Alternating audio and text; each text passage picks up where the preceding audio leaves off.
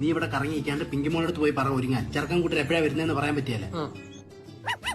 വില അറിയാതെ എങ്ങനെ മേടിക്കുന്നത്? സംസാരിക്കാനേ വന്നത്. ഡേയ് കാണാൻ വന്നല്ലേ? ആ അതെ, ഇത് തന്നെ വീട് വായോ. എന്റെ പിങ്കിമോളെ തന്നെ ഇഷ്ടപ്പെടാൻ എന്നാ കാര്യം? അത് ഫോട്ടോ കണ്ടപ്പോ തന്നെ ഇഷ്ടപ്പെട്ടെ. നമ്മളും ഈ ടൈപ്പ് നോക്കിയാ നടന്നത്. അല്ല, ഈ ഒരു ലുക്ക് ഉള്ളത് നല്ല ക്യൂട്ടല്ലേ? ക്യൂട്ടാണല്ലോ, കാണാൻ എന്നെ പോലല്ലേ. അതാ രണ്ടുപേരുടെ മോന്തയ്ക്ക് ഒരേ ചായ. ചായ കുടിക്കും. അതെ, പട്ടിയെ പറ്റി എന്തെങ്കിലും ചോദിച്ചു. പിങ്കിയുടെ 1-2 ഒക്കെ സമയത്തിന് പോണില്ലേ?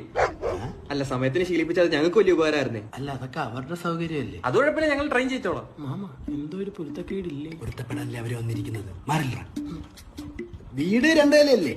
പിന്നെ ടെറസ് ഉൾപ്പെടെ ഉണ്ട്, അതാവുമ്പോ ഓടിച്ചാടി കളിക്കാമല്ലോ. പിങ്കി ഇങ്ങനെ അനുസരണമൊക്കെ ഉള്ള കൂട്ടത്തിലല്ലേ?